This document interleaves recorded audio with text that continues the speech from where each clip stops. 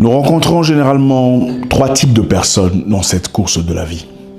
Les confidents, les adhérents et les camarades.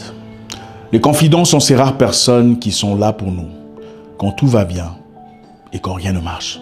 C'est ces personnes qui restent inchangées dans le bonheur ou dans le malheur. Que vous ayez toutes vos facultés ou la jambe cassée, dépouillée de tout ce que vous aviez autrefois. Ils sont là pour vous et resteront inchangés. Vous êtes-vous déjà senti fatigué dans la présence d'un visiteur, Vous avez besoin qu'il parte afin de redevenir vous-même. Ce n'est pas la méchanceté. Le visiteur pourrait être gentil, sympa, authentique. Mais vous avez simplement envie qu'elle parte ou qu'il parte pour que vous vous sentiez à l'aise dans votre peau, pour pouvoir faire ce que vous avez envie de faire. Eh bien, vous n'avez pas besoin de faire ça devant un confident. Parce que devant un confident, vous êtes exactement ce que vous êtes dans son absence. Le confident est celui qui reste inchangé, reste avec vous, reste fidèle, sachant des choses sur vous qui feraient fuir n'importe qui.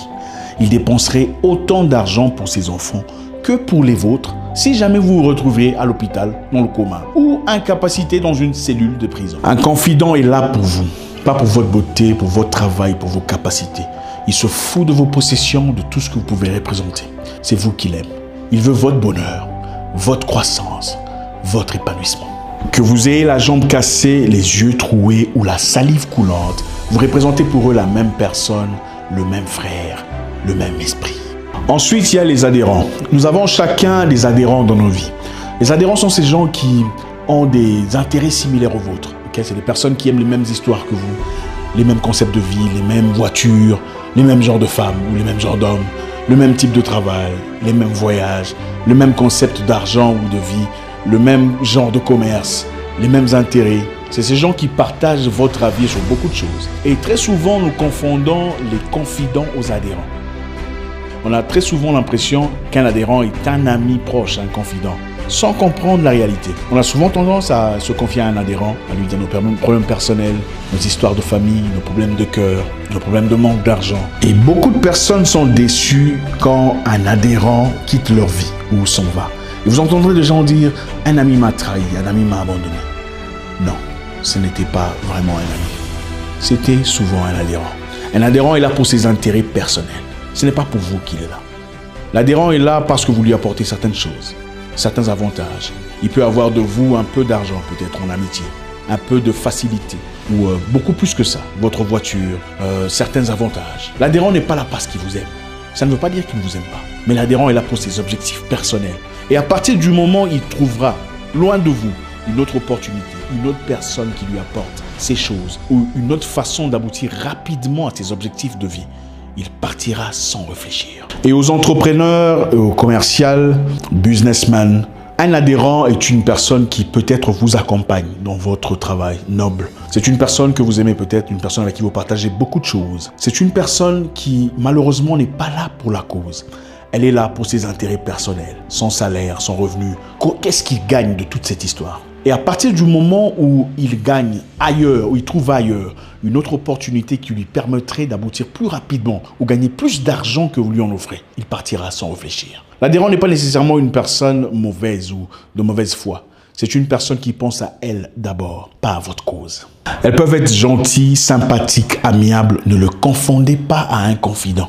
Il nous arrive très souvent, pendant des moments de faiblesse, pendant des moments de douleur ou de peine, de nous ouvrir à un adhérent pensant que c'est un confident. Attention, l'ami de votre ami n'est pas nécessairement votre ami au même niveau. Vous est-il déjà arrivé d'avoir un ami autrefois proche, mais aujourd'hui, vous savez où il est, vous ne vous voyez pas, vous n'avez aucun problème, mais vous ne vous cherchez pas, vous avez des intérêts différents.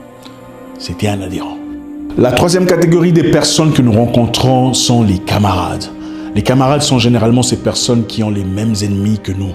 Ils sont confrontés aux mêmes difficultés, aux mêmes challenges, aux mêmes restrictions que nous. Ils ne sont pas dans notre vie pour nous. Ils viennent dans notre vie pour combattre à nos côtés un ennemi commun.